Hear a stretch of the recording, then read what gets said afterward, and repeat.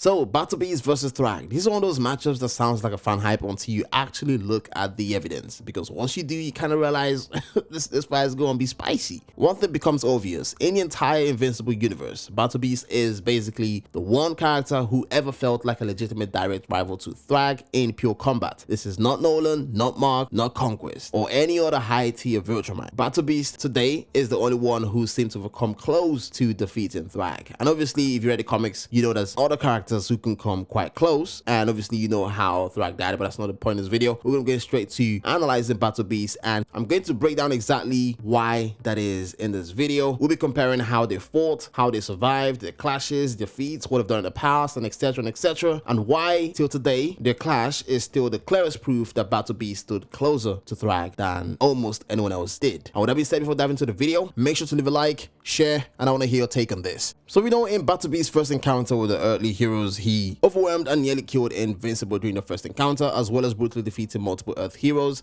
simultaneously in a vicious fight with the Guardians of the Globe.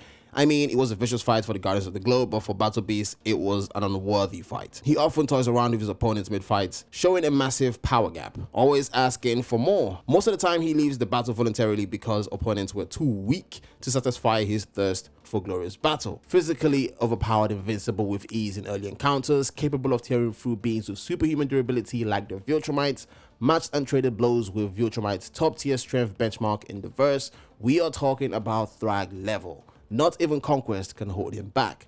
For Thragg in a prolonged, evenly matched physical battle that lasted for days without tiring and kept a toe-to-toe stamina and unmatched strength against the strongest Viltrumite. Battle Beast generated large-scale environmental destruction during combat, planet-level devastation over time through fighting. In fewer words, Battle Beast is one of the non-Viltrumite warriors that poses immense strength, making his opponents fear him.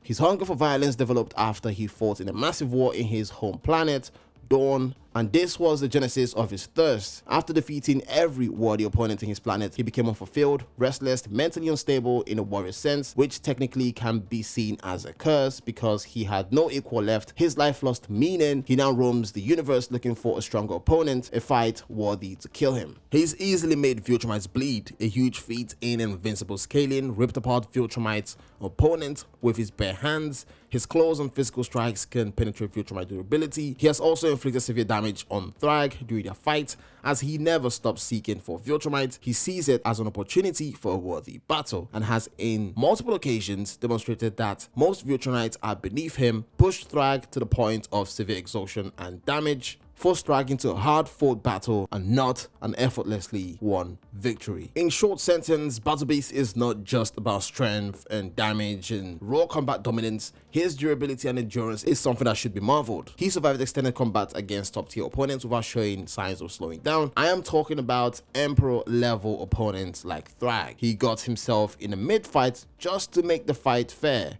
Battle Beast has also drawn blood from the strongest Viltrumite, a scene never seen before, and still keeps on fighting for days as they traded blows, shattering environments, continued fighting after sustaining massive internal injuries. I mean, Battle Beast disemboweled himself because he wanted to make the fight fair, and this was after Thragg was bitten by Ragnar. Ragnar, one of those beasts that can actually kill Viltrumites by slowing down their healing factor. It would be hard for Ragnar to kill Thragg, but it can slow him down. And in this case, Battle Beast saw that as, kind of cheating, and then he disemboweled himself just to make the fight fair. In addition, we know that he's also fought in space. This is when he helped Alan, the alien, to go break into the Viltrumite prison, where he fought a Viltrumite, and obviously he took the fight outside in open space, where he fought relentlessly and eventually, inevitably, killed his opponent, and then floated in space until he was found. Battle Beast's fighting style is not just throwing punches. He uses claws, he bites, raw brutality, and also has a weaponry of choice, as he often uses a large spiked mace. It's a heavy, brutal melee weapon designed for crushing blows, breaking bones and armor, fit for fighting style, raw power, and brutality. He's unmatched in combat as he can adapt so quickly by reading your opponent mid-fight, adapts instantly, combines savagery and precision, not just mindless aggression. I was going to point out, in episode 7 season 4, we see Battle Beast approaching Thragg, and Thragg grabs him by the jetpack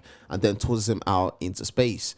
The main thing there is, in my opinion, I think they're keeping Battle Beast for the future season, possibly season 5. As we all know, Battle Beast is more efficient on the ground, so he cannot fly. That's why he needs the jetpack. So if you want to see the best of Battle Beast, he has to be on the ground. Hence why he had the fight with Thragg on planet Traxa.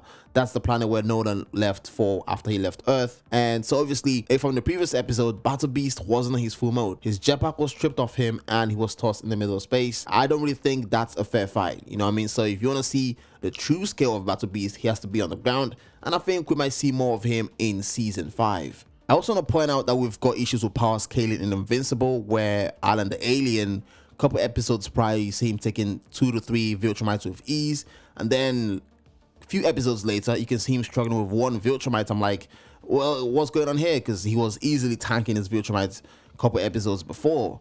Another issue is, you can see Mark going toe-to-toe with Conquest, and then a few episodes later, you see him struggling with Mr. Liu, who is definitely a lower grade villain compared to Conquest. Do you know what I mean? When it comes to the power scaling. So we've had issues with that. So seeing Thragg casually tossing Battle Beast away into space doesn't mean that Battle Beast can't take on him. Obviously, if you read the comics, you know how it actually goes. But anyways, if a fight between Thragg and Battle Beast is to take place, we have to consider 2 factors. The fact that Thragg got bitten by Ragnar's, which then made Battle Beast disembowel himself so that he can be on the same playing field. If none of this happened and they were meant to fight each other without, intervention or interference by any other third parties, in my opinion, I still believe Thragg would have come up on the upper side. If we remember right how it happened in the comics, Thragg was bitten by Ragnar, then Battle Beast disemboweled himself just to be on the playing field.